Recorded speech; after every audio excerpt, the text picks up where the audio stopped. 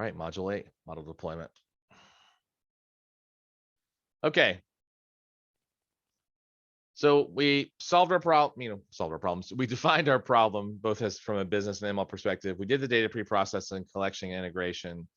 We've run our model, we've trained it, we've done a little tuning, right? We did some evaluation of the model. We, did some feature engineering, or we did data augmentation, like we, turned pictures sideways and added more bodies of text or used pre-trained word embeddings, that kind of thing. And now we're like, this thing is good. It's good enough to go. Now, at that point in time, what happens is the model's going to get trained.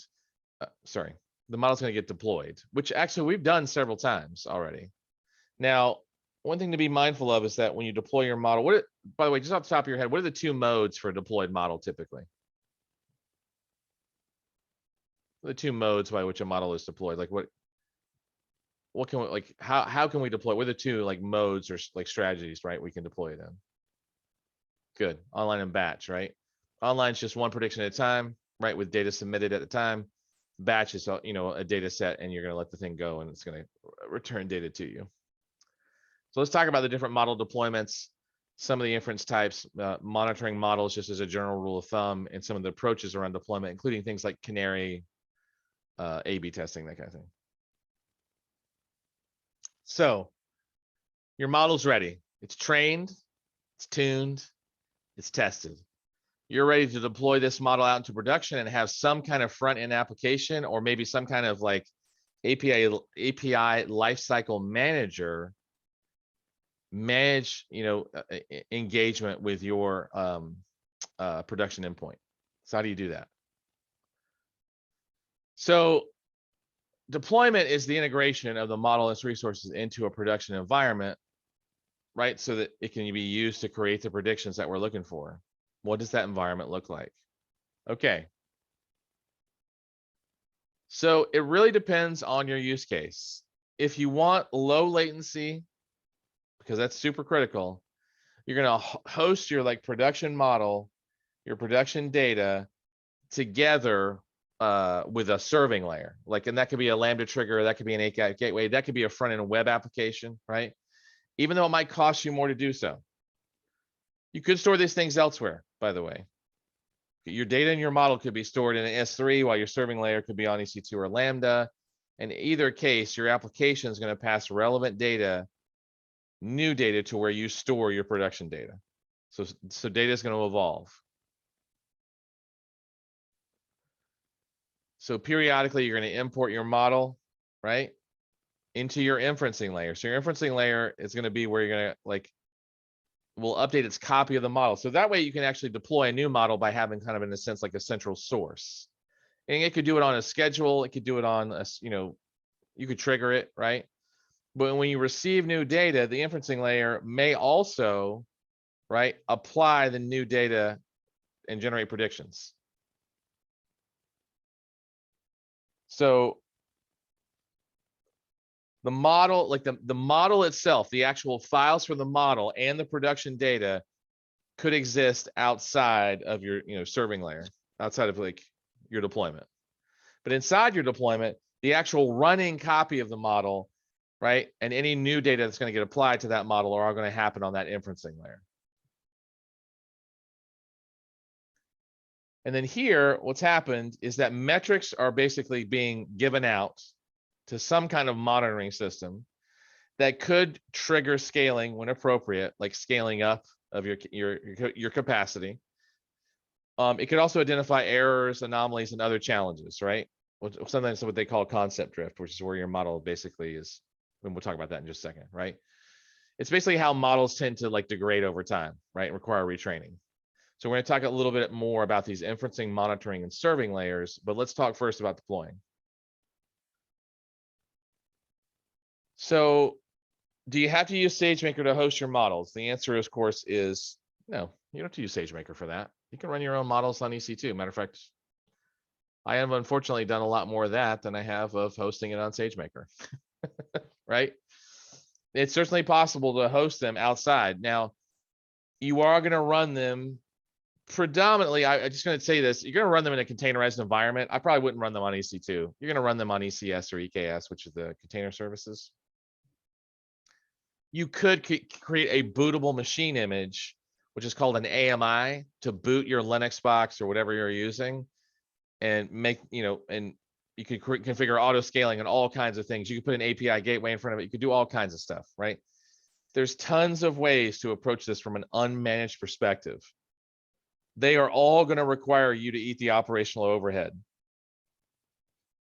Is that what your company needs to be good at? I'm just going to ask you that question. Is that what your company needs to be good at? Do you need to be good at deploying auto-scaled groups of virtual machines that are hosting your machine learning instance? For most of us, by the way, the answer is no. And I'm a person who kind of favors running their own infrastructure, but I'll tell you, I'm not going to recommend that for my customers.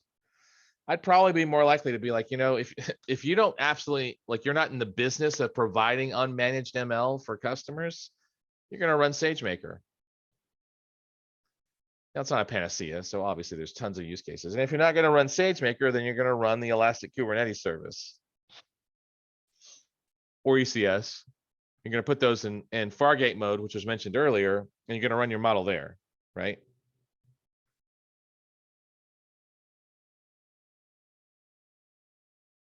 Wait, Keith, you don't have simple email service inside of GovCloud? I don't have access to GovCloud, so.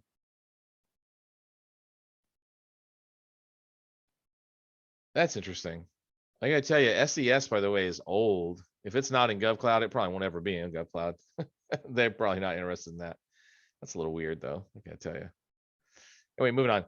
So SageMaker, and there's a ton of stuff missing. If you look at the service availability by region map, it'll show what's available in GovCloud and what's not.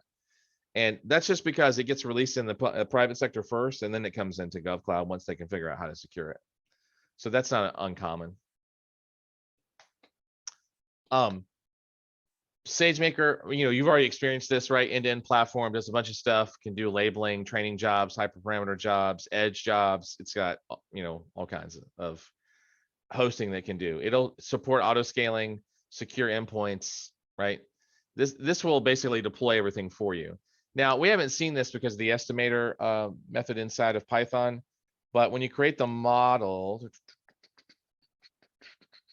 right, you use a particular API, and then you name the model, tell SageMaker where it's stored, and if you're using hosting on SageMaker or running a batch inference job, right?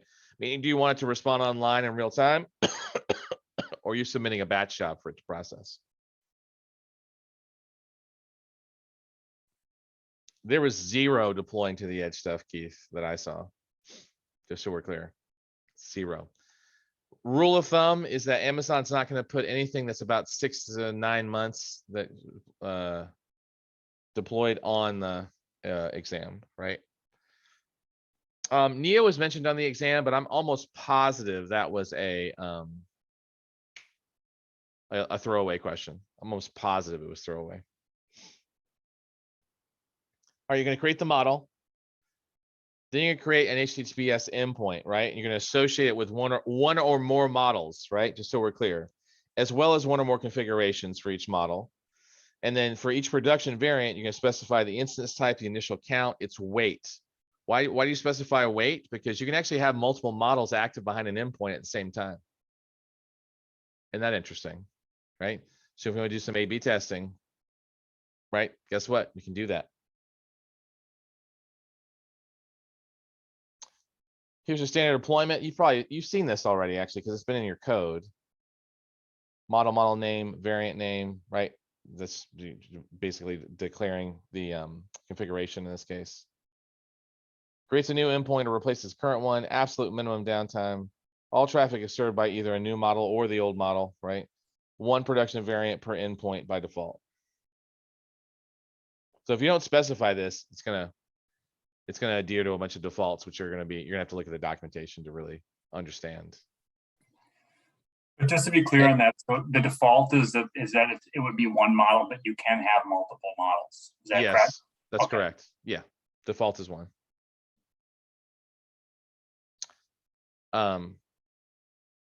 Let's say, by the way, you have a newer model, right? You can just update the endpoint with the new configuration pointing to the newer model, so it's just cut over. If you all of a sudden see that the new model is generating a ton of errors, Dylan, you can just cut it back to the other model. I know that sounds weird, but it's like, it really makes cutover like almost like blue green kind of a lot easier, right? And it's gonna Sounds pretty slick. yeah, yeah. And it's going to create the required infrastructure, by the way, and update the weights without any downtime, right? So all the inference models are going to be served by the, all inference traffic is going to be served by the new model. So this is the reason why you would use a service like this, because I got to tell you, if you have to do this in production on EC2, and even just to be frank with ECS and EKS, of which I am absolutely in love with, just as a general kind of rule of thumb, this, if you're not in that business, or it's something that you're not super passionate about, or your team doesn't know anything about, then SageMaker just saves you a lot of headache for this.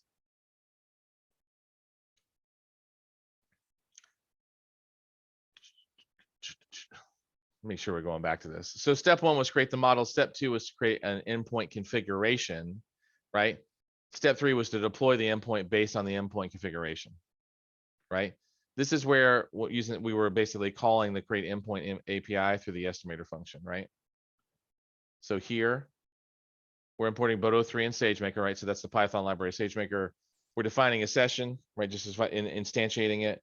And then here we are setting the configuration, setting the hyperparameters, and then we're just calling it and saying, let's go, right?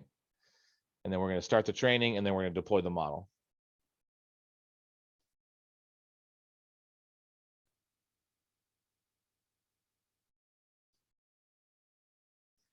Be careful, by the way, because you're not going to deploy multiple training instance counts unless it's going to support distribution, right? So make sure that you're kind of like reading and looking these up, right?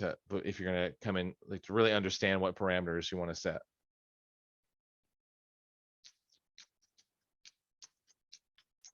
So to deploy new models, it's kind of like what we were just talking about. You just use the production variance capability, right? So this is just minimizes downtime, reduces risk.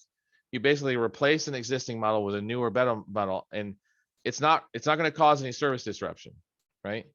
So the typical kind of A/B, blue-green, canary deployment strategies are also applicable in deploying these lifecycle models, right? Sorry, these machine learning models. So blue-green, that term has been around for a long time. I can't remember what the original source was for this, right?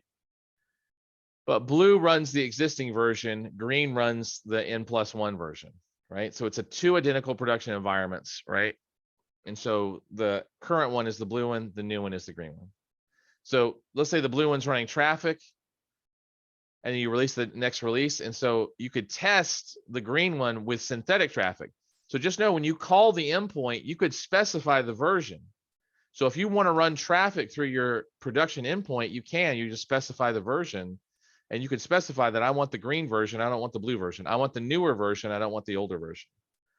This could allow you then to test it live in a production setup without really interfering with the blue setup, right? If all your tests are a success, then you just roll your variation configuration, you roll it for the model, you roll it over to green. And then you can validate it, just watch it, watch it be validated. And then if there's an issue, you just switch it back to blue. If no issues are found for a period of time that's comfortable for your business, then you can delete blue when you're done. And the answer to the question is yes, you will pay for both environments while they're up. So you could, by the way, if you had multiple blue environments, like multiple instances, you could slim them down and just keep one hot just so you could scale quickly.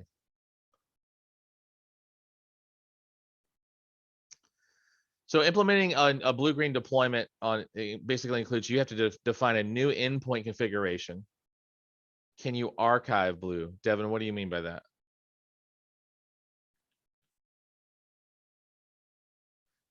Because you should already have a copy of your model in your data, right? Absolutely. Yeah, if you have blue and it's already in S3, if you have a model in there, absolutely, you can archive it.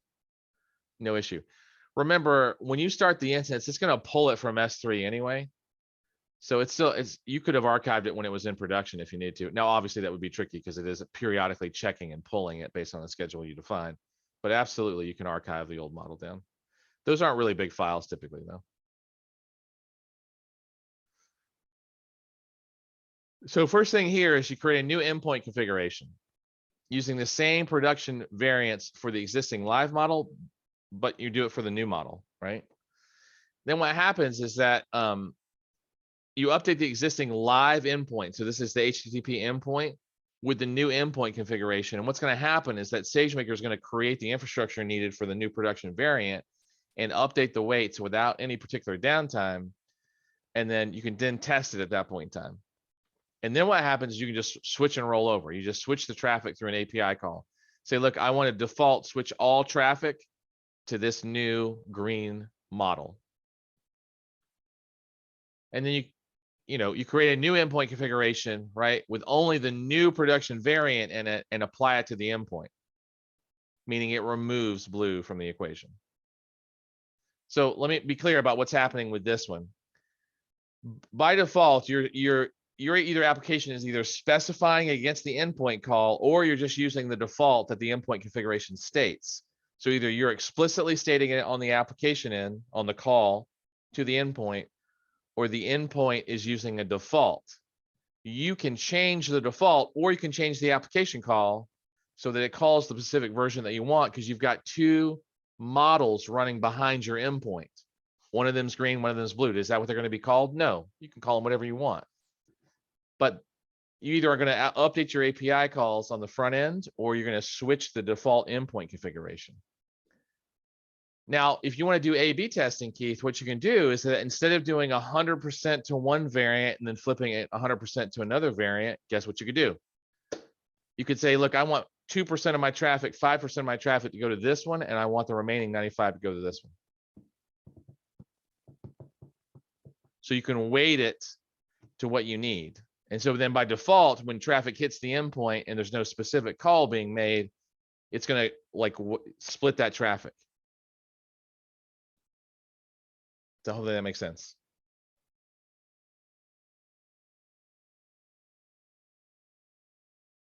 Okay. And delete blue when you're done.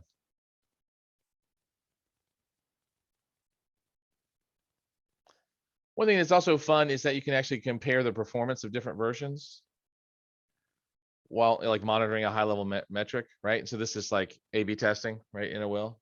Let me pause for a second. Depending on the app, you may want to pick out a set of users and configure their traffic only to the test. Yes. In other words, you might have a set of beta users who have opted in for that, Dakota, which is a great way to approach it. Just a little bit of a feature toggle and say, hey, if you've opted into beta, guess what? We're now turning on a beta feature, and you might like roll that out part and parcel. Whereas with A/B testing on the endpoint, it's going to be random, like who's going to get it or not. So if you have a beta program, that might be a great way to roll it out to your users. That would be application side. What would happen then, by the way, is that on the app API call, for those beta users, it would just call the specific production variant that you had in production at the time. It wouldn't call the old one. It would call the new one, right? With the beta feature, if you will. You can put a lot of, by the way, models out in production if you want to. I don't remember the exact cap. I've done at least 5. So yeah. So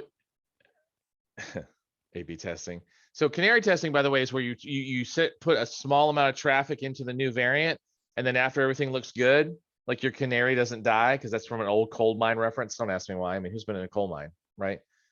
Nobody on this call probably. And then what happens is that, let's say 1% of your traffic goes there and everything looks great, you flip the rest of it over.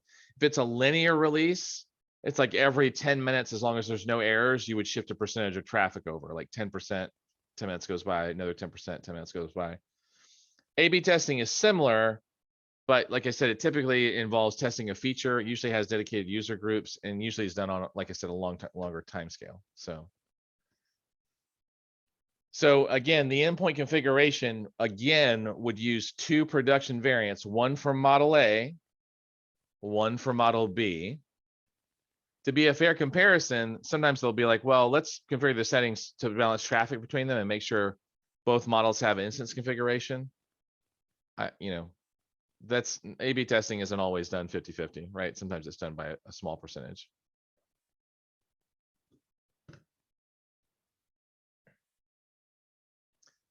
Here's a canary appointment, right? You send a very small percentage of traffic, and then once everything looks good, right? then you're like, okay, small portion of the user is going to go to the new environment. Everything looking great. Excellent. Let's roll everything over, right? We have a problem. Let's go back, right? So again, you get to move users over in the methodology that you wish. I think the main thing for the exam is to know that you can do A/B testing, you can do canary testing, you can do blue-green using SageMaker.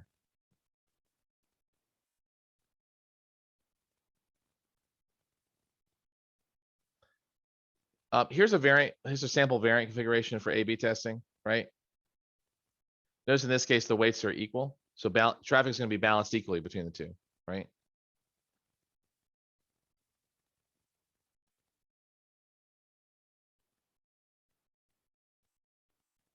You want to shift that around, just change the weights. Does it always have to equal 2? No, it does not. You can use whatever numbers you want, right?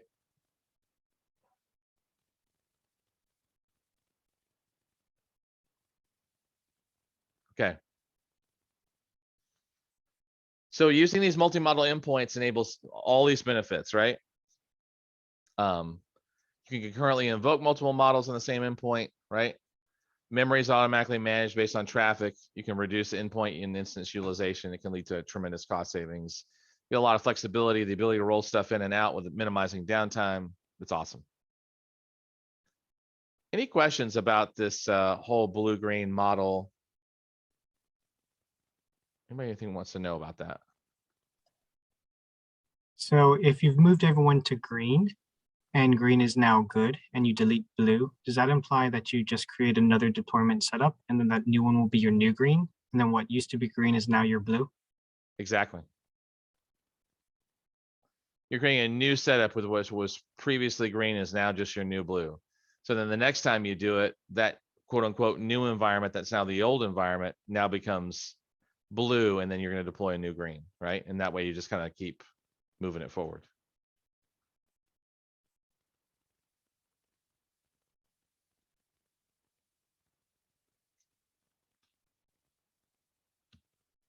Okay. All right, let's talk about the kind of predictions / inferences that you can make in production, right? Now we've already mentioned this about batch, right? Versus real time. Obviously, batch is more like a data set. Real time is just a single observation, a single set of data, right? So, you know, when you do this, by the way, what you're thinking about is like, are we just going to submit this on a scheduled basis, or does this need to be on demand, right?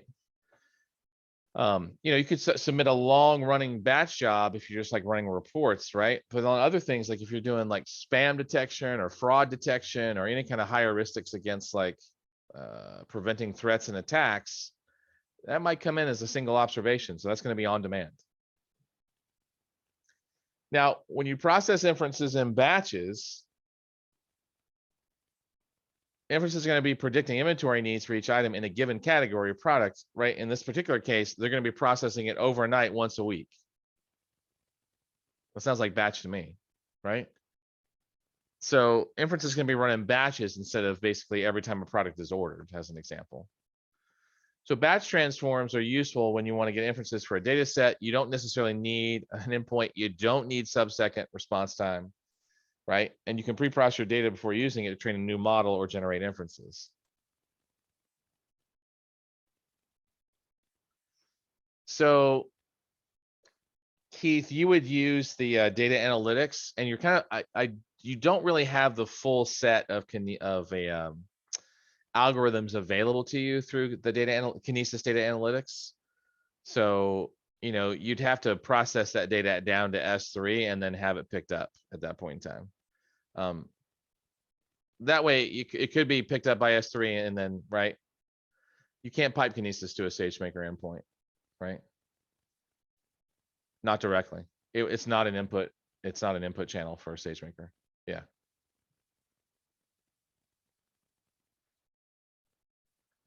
You know, that being said, I think you'd be shocked at how real time you could get with Kinesis, right? To S3 too, right? To SageMaker. But it is a challenge.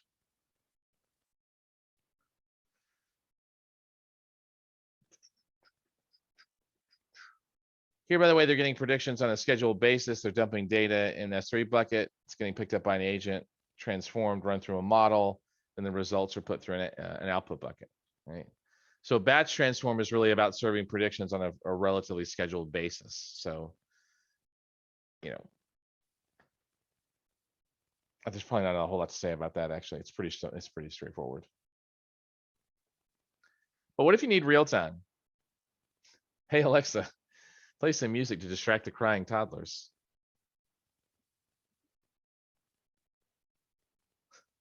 Alexa's like, I couldn't find anything to distract crying toddlers. So if you need them in real time, by the way, this is where your endpoint isn't going to be batch processed. You're going to set up basically a persistent, like on demand, right? This is particularly necessary if you need low latency. So, you know, 2 minutes later, here's Baby Shark by Pinkfong. Really? Now I'm kind of tempted. Right.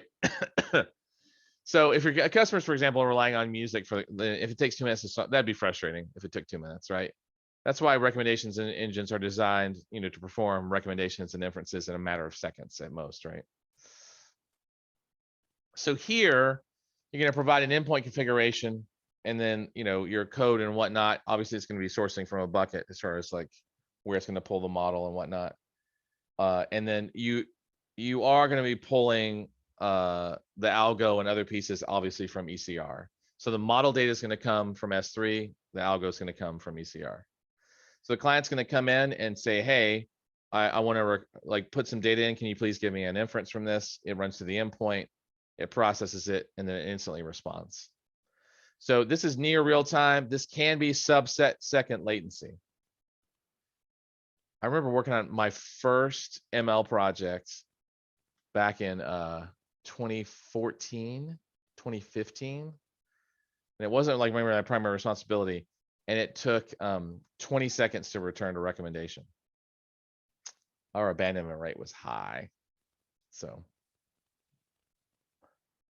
bottom line is whether it's going to be batch, is whether you submit a large amount, like a large data set, and you've set it to that mode for the endpoint, or you're submitting a single data point and you're asking it to return quickly. Here's some best practices, right? So thinking about this is that training typically requires more horsepower than running it live in production. The only thing that where that might turn out to be completely false is if you have, you know, 1 million simultaneous users, right? Because training a model is far more compute intensive, right, than, you know, running single set endpoint calls. I mean, there's more teardown and setup, but it's far less compute intensive because you're not funneling a massive data set and then having it kind of like tune and adjust and all that. And parallelism really helps with training. But when you're actually just making predictions, inferences in production, especially if it's just a single input, but even the batch sets are typically smaller, right? An inference, by the way, a production deployment model is going to have to integrate into an application stack, right? And inferences are going to run all the time. So the largest one, Keith, that I saw, oh God, I'm going to misquote this, was at Honeywell. And you know what? Actually, just my brain just completely melted. I don't remember, but it was like a sentient data set. Was it in bytes? You know what? I can ask my buddy Bobby. Hold on 1 second. Bear with me just 1 second. Let me just ask that question really quick. It'll take 2 seconds just to ask him.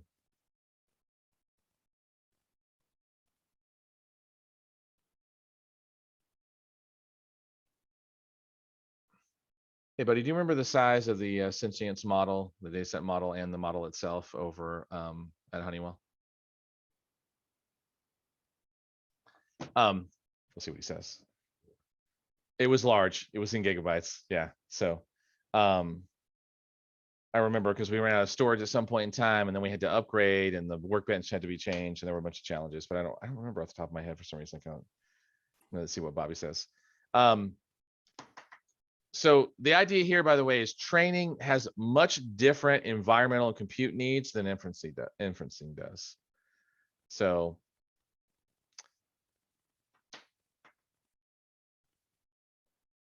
So deploying a model on an edge device, typically, honestly, the models are pretty small.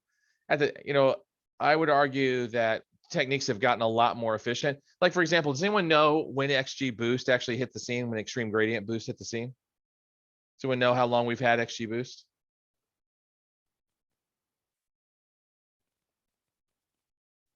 If I remember correctly, we've only had XG boost since like 2015, right? 2014, 2015, about that time frame. Don't get me wrong, we've had gradient boost for a while, but XG boost we haven't had, right? So, because it like took things by storm. I think it might have even been 2016, but it was like around that time frame, about when Kubernetes came out. So my point being is that, the models that we ran 3 years ago, 4 years ago, even things have gotten leaner, more expedient, techniques have gotten better, right? Even the algorithms, like the objectives and qualifiers for them, have gotten better as well. Main goal here, by the way, is that if you can parallelize the training, please do so. If you can't, you can't, right? But when it comes to inferencing, you're probably actually going to find yourself running a much smaller over time compute environment compared to training.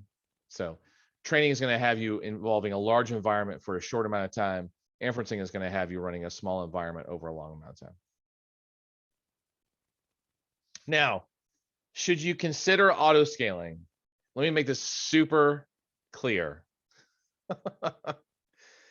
No, until you get to production, right? Once you get into production and you've got dynamic and unpredictable capacity needs, auto scaling is your friend, because you're going to maximize the cheapness.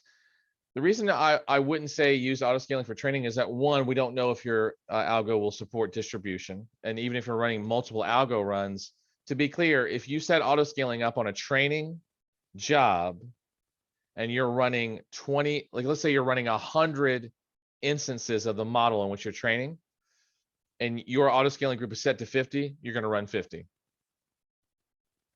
There's no point at that point in time. Just run the number that you want, right? Don't use auto scaling for that. You're not going to get anything for the amount of setup that you're investing in auto scaling. With inferencing, so let me be clear about what auto scaling is. Auto scaling is based on a metric. You are triggering a horizontal expansion of the number of compute virtual machines that you are running at any given time. When you do inferencing, that makes sense because the model's trained. And so you're replicating the model across any n number of boxes, and the endpoint is doing load distribution by hitting whatever number of boxes you have. If you do that on a training side, one, you're, again, depending on what you're trying to accomplish, you might have multiple models running simultaneously, which is totally fine. How are you going to get those outputs and aggregate them? Most of the time that can get handled for you as well. But just know that it's already going to max out at the maximum number of machines that you're going to allow. So just set it to that number of machines. There's no real value in auto scaling. Auto scaling job is to basically make it so that you don't suffer downtime, that you can scale elastically based on a key metric. If you're going to keep your training environment up 24/7, that means you're kind of running it more like a production environment. You might want to look at auto scaling at that point, because you're keeping it up all the time. For notebooks, no, absolutely not. Although I will say this, you could actually put that notebook into an auto scaling group of 1. That way, if it crashes, it comes back up. But to be frank, we should be turning those notebooks off when we're not using them, those instances, right? We don't need to sit there and burn money when it's unnecessary. By the way, you can put hooks into your account so that if your notebook instance doesn't do any processing or isn't being touched, like for a period of time, like 30 minutes or an hour, it just stops itself, and then you can start it back up.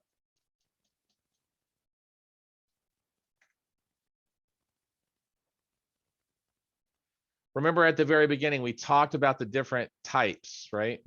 Including the P and G family, which include GPUs, plus the fact that you could just attach GPU capacity to other family types. Why is that significant? So, like to say this, like deep learning models require high GPU instances for training. So inferences against deep learning models simply don't need the full power of a GPU. Let me say that again, right? If you're training a deep learning model, you're probably going to want to use the GPU.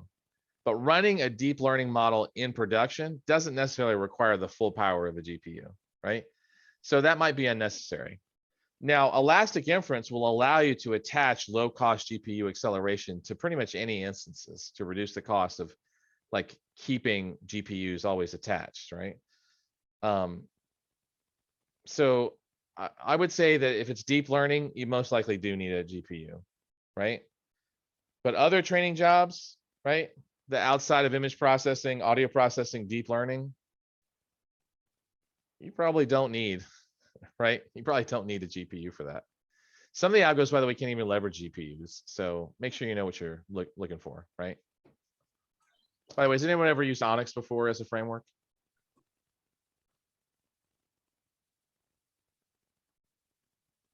Yeah. Yeah. Just curious.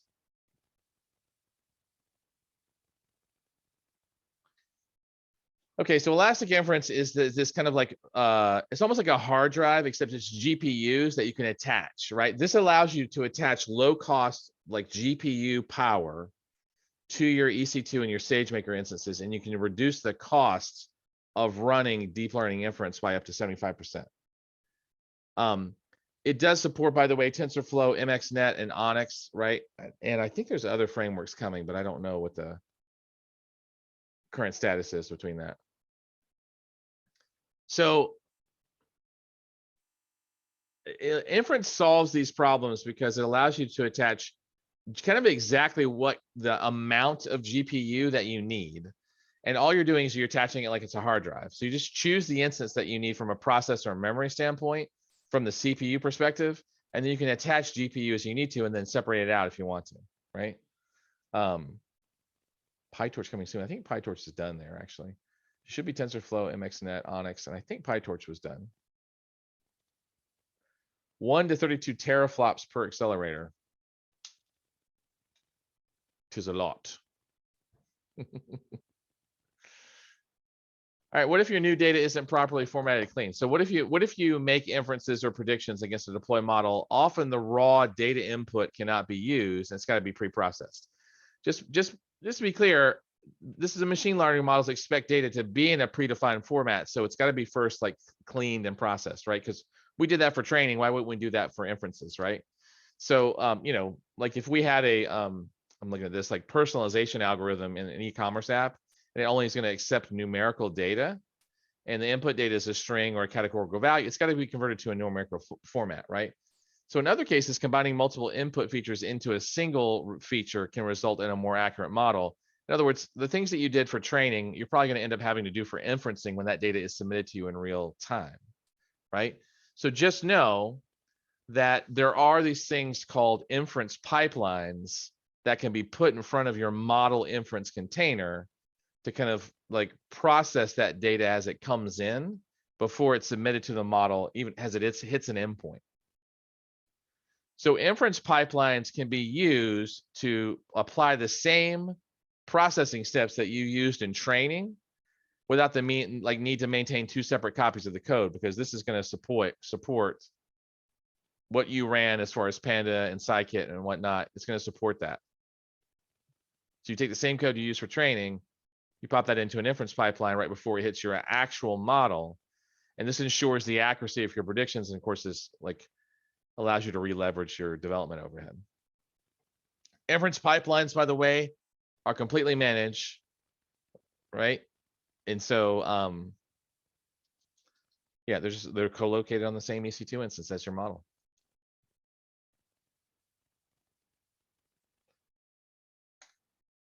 So you can pass raw input data. You can do batch or real-time inference. You can use, but you know, obviously built-in or custom algorithms if you need to. I have a question about the inference container. Does it get spun up every time new production is sent to it, or does it queue up production data? Well, Keith, it's running on a virtual machine dedicated to you, right? Yeah, I guess my question is like, does it queue up? Does it have a queue feature? Oh, you Or is it mean just like, cleaning data as it comes in? oh, it's cleaning data as it comes in, right? Because remember, it's only going to come in 2 formats, right, Keith? It's either going to come in a single request or it's going to come in into a batch, right? You're saying if you make multiple requests to the same endpoint? Yeah, It seems to queue it up, actually. I don't know what the mechanism is for that. It might spin up another container on that system, actually, in order to handle it. I think that's what it does, actually. yeah, because like I would imagine if you're sending like a bunch of requests rapidly and it spins up like one container per request, it could be a disaster. Yeah, because usually the second and third ones, if you get, especially if you're doing online inferences and you start like stacking them up, it seems to go beyond. It returns things pretty quickly, but I think it spins up additional instances for the machine type that you have, like container instances, sorry, running containers. And that would kind of make sense, right? Because it's got capacity. The containers are really tiny. You're running on an M4X large. I think when I looked at the information, I think that's what it's doing, is it's spinning up additional containers. Now, those of you, by the way, who've dealt with containers, you might say, well, isn't there going to be a lag for that? Just to be clear, because these things are so small and containers don't have an operating system, typically they're going to spin up in maybe seconds, but usually more like milliseconds. So they're going to spin up fast. So they're not really going to slow down your calls a whole lot.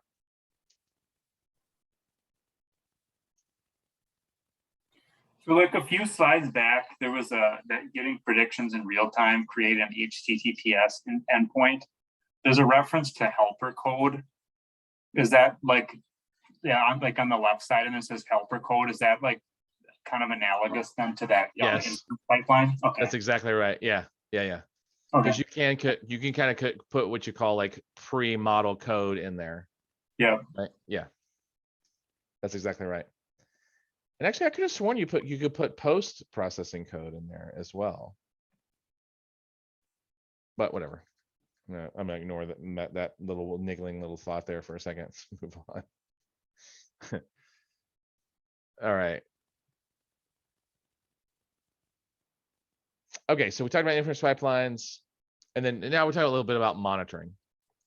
I can tell you, much of this is easier, again, in Studio or any of the ML bench tools, right? Workshop tools that will do this. But deploying a model is not really the end, obviously, because once it's out there, you gotta go take a look and find out like how things are going, right? Because they're typically trained with historical data, as you get new data, you kind of like take the old data and the new data, and you gotta like, right? Because people change, opinions change over time, people age, shift location, have new concerns like, you know, babies and whatever, marriage and pets and, you know, bar mitzvahs and birthdays, like it doesn't matter, right? So it's going to change. So you want to obviously continue like monitor performance, because concept drift is going to be basically where the data you trained on only has a certain snapshot of reality. And as reality changes over time, you're going to see where your model is going to get less effective. So CloudWatch is Amazon's native metricing monitoring system. It has like 11 subservices underneath it, including CloudWatch logs, CloudWatch alarms, CloudWatch events. There's like container insights, there's synthetic insights. There's a lot, dashboards, all kinds of stuff. So the thing that you really need to know is that if you want to trigger something kind of due to a change of state, like in an event that happens inside of Amazon, like someone, you know, writes to a bucket or a file finishes writing or something along those lines, you're going to use CloudWatch events to trigger that response. Now, don't be clear. If it's S3, for example, S3 can trigger things natively. S3 could also call, you could get CloudWatch events to do it as well. So either one's actually fine. CloudWatch alarms is a reactive thing where you've crossed a certain metric you've defined, like latency is too high, and you want it to like trigger a response, which then typically calls CloudWatch events to call something, right? And then CloudWatch logs is where you can store logs. Now, if you use CloudWatch logs insights, that allows you to basically look at the logs. So pretty much everything that runs as a managed service inside of AWS gets inserted as a log inside of CloudWatch logs, and there are metrics there as well.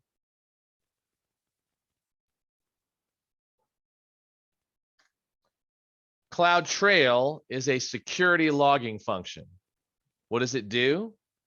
CloudTrail basically captures all of the API calls made against your account. This is only a security function. This is not used for performance tracking. right? It's gonna say who messed with my SageMaker configuration. When did they do it? What API call did they make? Who were they? Where did they come from? What IP address? Did they use the command line or did they use the console? So CloudTrail is a security tool for logging all API calls and changes made against your Amazon infrastructure. This is not about you being inside of an operating system or a notebook and making changes. They're not going to be able to see that. They only see when your AWS account changes. So how often, here's a good question. This is just general, like waxing. How often should you retrain your model?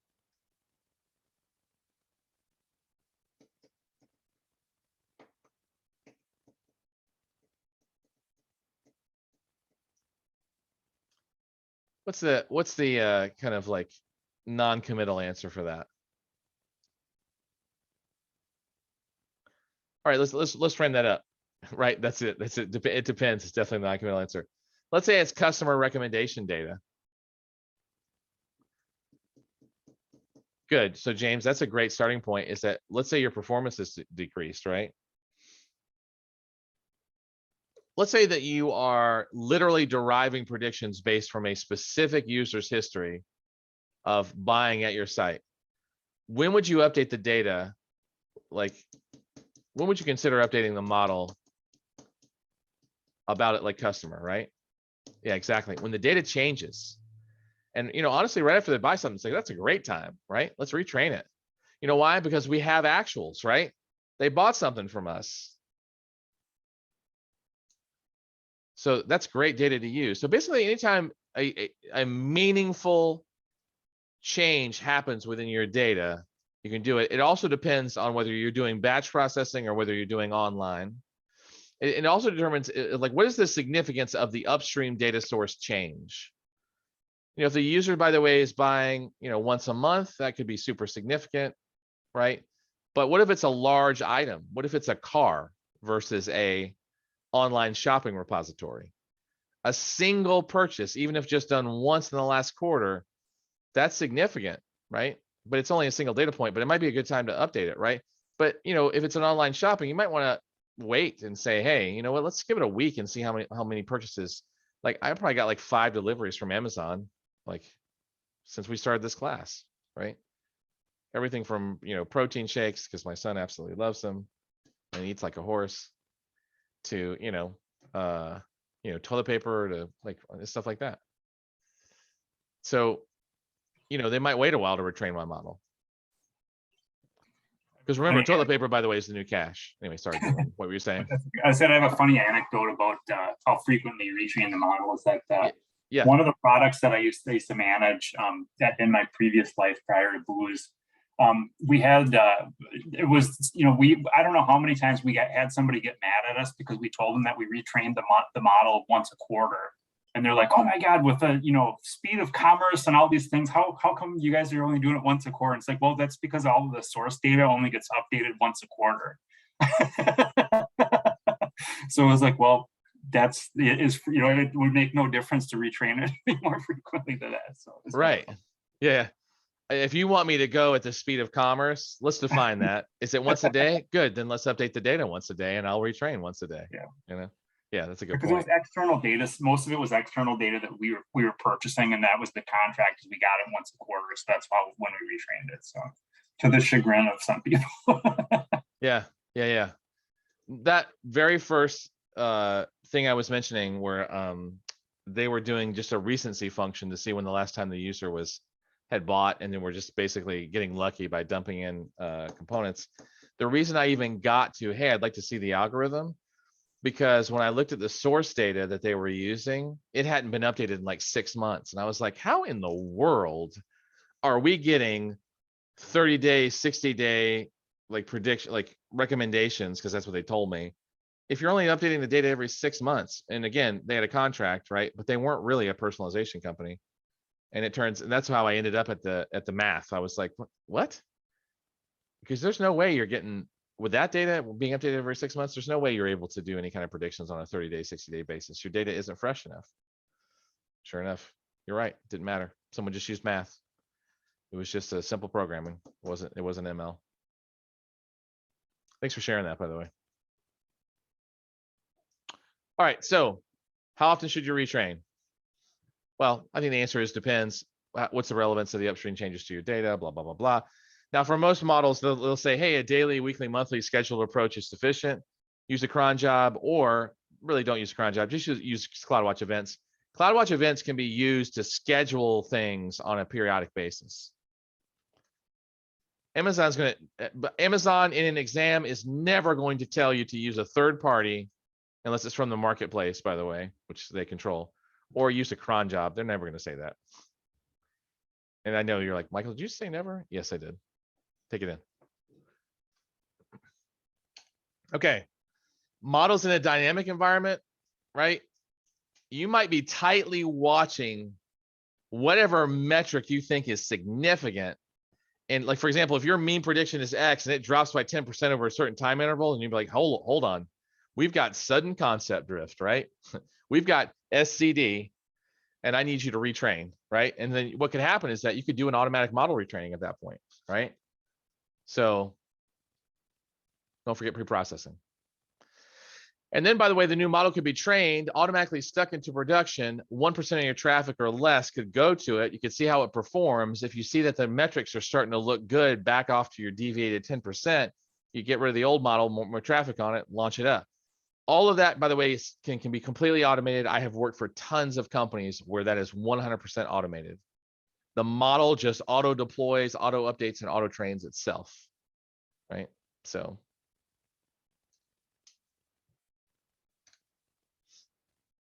Oh God, that's right. There's all these other products now. I forgot for SageMaker. So Model Monitor isn't necessarily new. So this is known, but just know there is like the debugger. There have been so many releases for SageMaker, even within just like the last month. The Model Monitor is really for inferencing. So these are like predictions that are being made in production, right? So it's going to monitor the models in production. And if there's errors, by the way, like it sees a change in quality against like a baseline or whatever, it's basically going to report those out. So you're going to get alerts, and in particular, it'll show up in the SageMaker Studio interface when like certain rules are violated, and the metrics are going to be shown there as well. And you can set up alarms there as well to audit and retrain the models. So, you can basically automate the corrective action that I was just talking about using the Model Monitor if you want to.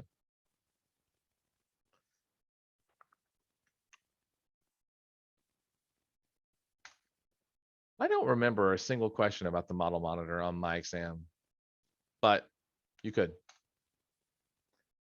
All right, here's a couple of other methods of deployment to think about. One, and I think Keith, I think you were kind of hinting at this earlier. I'm assuming I got that right.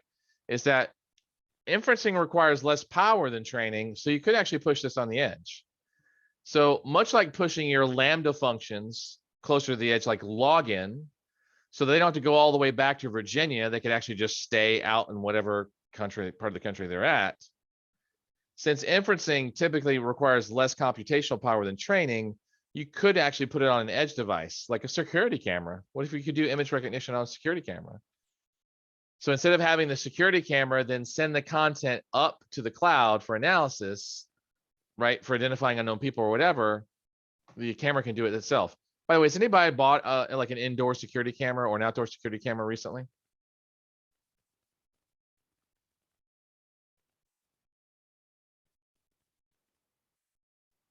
So I had a friend of mine buy one, and I think a ring counts actually. Yeah, Dakota, that's a good one. So like a Wisecam recently, I mean, the thing was $40. It will do object detection.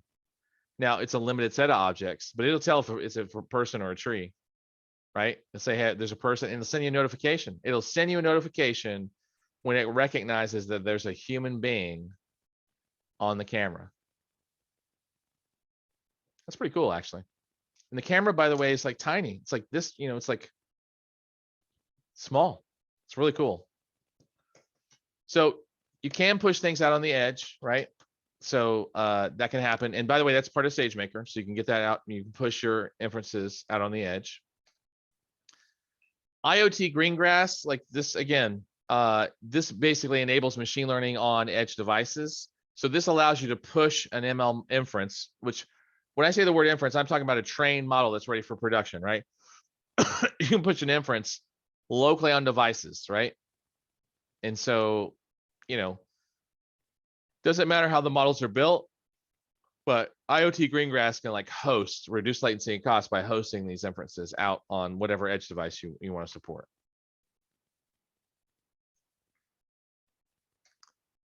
Here's a workflow. Obviously, you train it in SageMaker, right? They're trained in the cloud, right? Because they have to be trained in the cloud. And then you build this predictive model for, let's say, a scene detection analysis, like the camera that I was just talking about. And then you deploy it because you want it to report like a face or suspicious activity, and you want it to send an alert, like we're talking about with mine. And so data is gathered from the inference running on Greengrass, and then it can be sent back to SageMaker, or it can be tagged and used to continuously improve the model. But the device itself can actually still do, without sending any data back, it can actually do the inference itself. So it's going to send the data back just because you want to improve the model, but only if you allow it to.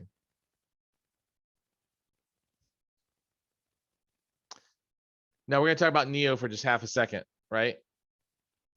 So as the number of frameworks increases and platforms, the requirements to optimize the model increases as well, right? So what can happen is that regardless of the models in question, the Neo compiler is going to convert models to a like common format. And the runtime, the Neo compiler runtime that's going to be used in the model is optimized for the underlying hardware and basically speeds up the ability for the inference to execute. So, and Neo addresses this through two challenges, right? It has a compiler and a runtime. And so the compiler is going to convert the models to an efficient common format, which is then run on the device by a very compact ML runtime that uses like 1/100th of the resources that a generic framework traditionally consumes.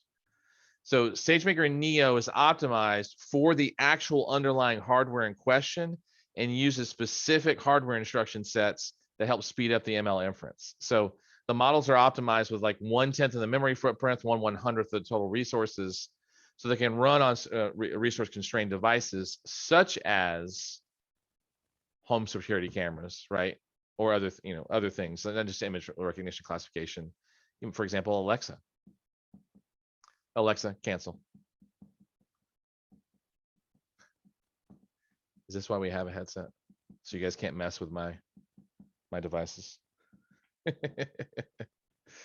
Okay, so just think of the Neo compiler as an optimizer, no matter what runtime you're using, to get you to be able to use the hardware more efficiently by converting whatever framework and model you're using to a more efficient framework.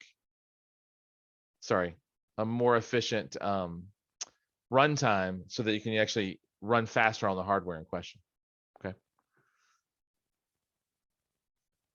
So that's Neo. So hopefully that answers your question that you were asking earlier. I think that was Keith that was asking. I didn't have a single question about Neo on my exam. I did, by the way, have questions about AWS Forecast. I'm pretty sure those are throwaway.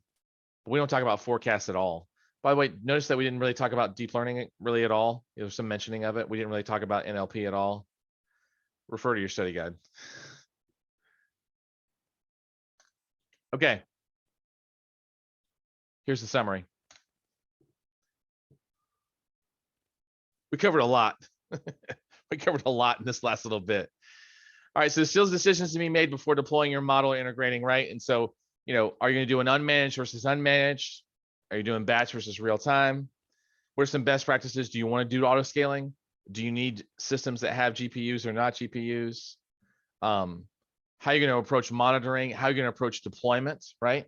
And then some other specific things like Neo and ML at Edge, that kind of thing that we just talked about. So pretty fresh.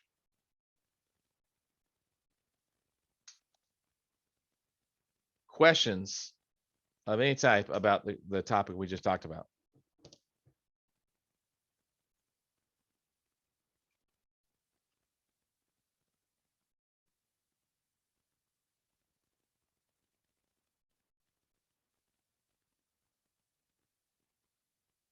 Hold on one second.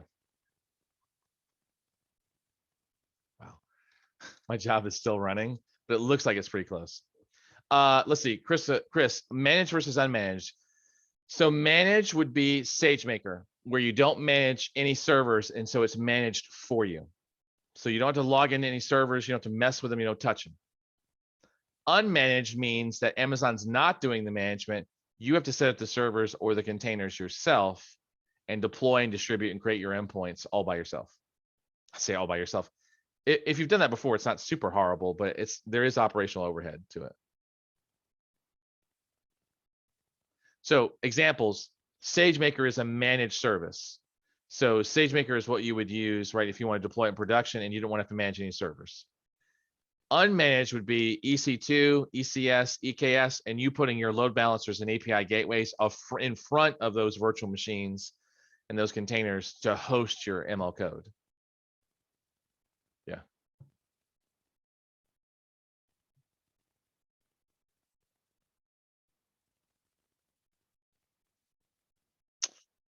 All righty then. I think it's time for a break. We're up for a break.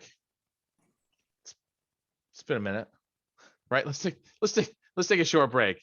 Here's what we're gonna do when you get back. You're gonna take your assessment.